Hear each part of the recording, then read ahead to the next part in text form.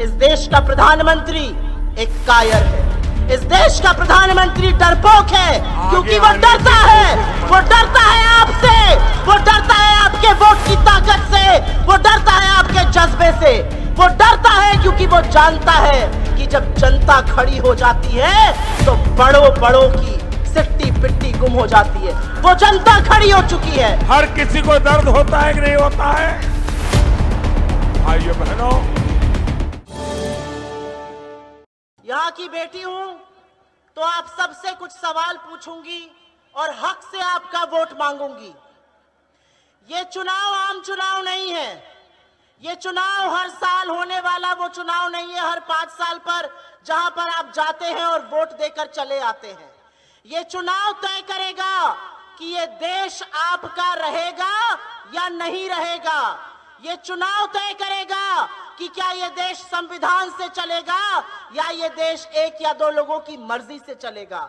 ये चुनाव तय करेगा कि क्या ये देश युवाओं का है, किसानों का है, यहाँ बैठी मेरी भौजियों और बहनों का है, या ये चुनाव सिर्फ पूंजीपतियों और अमीरों का है।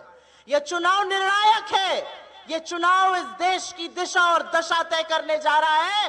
तो अपनी जिम्मेदारी को समझिए, अपनी जिम्मेदारी को, अपने कर्तव्य को, अपने राजनीति को समझिए, क्योंकि रोटी बदलने का वक्त हो चुका है। 6 बार का सांसद यहाँ का, और महाराजगंज का विकास कितना हुआ है? सवाल यह पूछा जाएगा। सवाल पूछा जाएगा कि महाराजगंज की रेलवे लाइन का क्या हुआ। सवाल यह पूछा जाएगा कि निचलौल और नौतनवा की तहसीलें पानी में क्यों डूब जाती हैं। सवाल यह पूछा जाएगा कि जिला मुख्यालय पर रेल स्वीकृत होने के बाद भी क्यों नहीं लगी। सवाल पूछा जाएगा कि हर बार महाराजगंज के युवा बाहर नौकरी करने क्यों जाते हैं, यहाँ कल कारखाने क्यों नहीं है। सवाल पूछा जाएगा कि 5-5 चीनी मिले, चीनी का कटोरा कहा जाता था हमारे घर को, 5-5 चीनी मिले बंद हो गई। क्या किया डबल इंजन की सरकार ने? यह चुनाव उन लोगों के बीच में है जो संविधान को खत्म कर देना चाहते हैं। ये चुनाव उन लोगों के बीच में है जो आरक्षण को समाप्त करना चाहते हैं। ये चुनाव आपके हक और हुकूक का चुनाव है। आपकी बेटी हूं, आपकी बहन हूं, और इसलिए आपसे कहती हूं, एक ऐसा उम्मीदवार चुनिए जो आपके सुख दुख का साथी बने, आपके हक और हुकूक की लड़ाई को लड़े। मैं इस धरती को अपनी कर्म भूमि और अपनी जन्मभूमि दोनों कहती हूं। मेरे पिता ने अपने जीवन के 45 साल यहाँ दिए। यहाँ की मिट्टी मिट्टी में, यहाँ की कण कण में उनकी आत्मा व्याप्त है, और उस नाते आपसे कहती हूं, बदलाव करिएगा। उस पार्टी को, उस गठबंधन को चुनिए जो आपकी बात करते हैं, जो आपके हक की बात करते हैं, जो आपके न्याय की बात करते हैं, जो 30 लाख सरकारी नौकरियों की बात करते हैं, जो महालक्ष्मी से 1 लाख सालाना मिलना महिलाओं की बात करते हैं, जो कानूनी एमएसपी और कर्जा माफी की बात करते हैं, जो मनरेगा को 400 करने की बात करते हैं, जो गिनती की बात करते हैं। इस देश का प्रधानमंत्री एक कायर है। इस देश का प्रधानमंत्री डरपोक है, क्योंकि वो डरता है। वो डरता है आपसे, वो डरता है आपके वोट की ताकत से, वो डरता है आपके जज्बे से, वो डरता है क्योंकि वो जानता है कि जब जनता खड़ी हो जाती है तो बड़ों बड़ों की सिट्टी पिट्टी गुम हो जाती है। वो जनता खड़ी हो चुकी है। 2024 में वो होने जा रहा है जो इस देश में 2004 में हुआ था। मेरे नौजवान साथियों, याद रखिएगा, तब भी बड़ा बड़ा इंडिया शाइनिंग, टीवी पर सिर्फ इंडिया शाइनिंग होता था, जैसे आज मोदी मोदी मोदी मोदी मोदी मोदी होता है। तब भी यही होता था, और तब आपके जैसे लोग, आपके जैसे किसान, मजदूरें, महिलाएं, बुजुर्ग, युवा खड़े हो गए और तख्त बदल दिया, सरकार बदल दी और यूपीए की सरकार लाए। आपको फिर से वही करना है। आपको अपने हक की लड़ाई लड़नी है। आपके सामने एक प्रत्याशी है जो पढ़े लिखे हैं, कर्मठशील है, संघर्षशील है, और आपकी लड़ाई लड़ेंगे।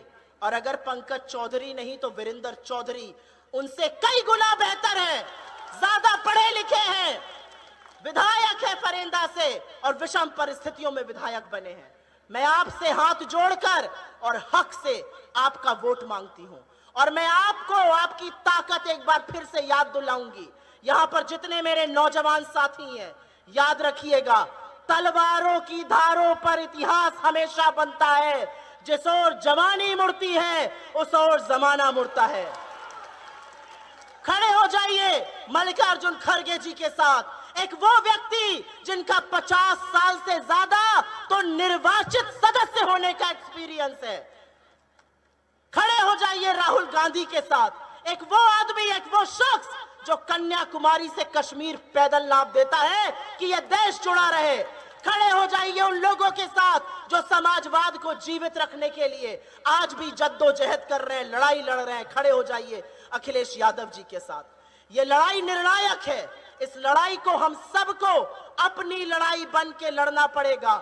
महाराजगंज में हर बार पैसे का दुरुपयोग करके, हर बार सत्ता का दुरुपयोग करके एक ऐसा व्यक्ति चुनकर जाता है जो सदन में, तरकारी सब बहुत महंगा हो गया है, रोटी बदलिए नहीं तो रोटी के भी लाले पड़ जाएंगे।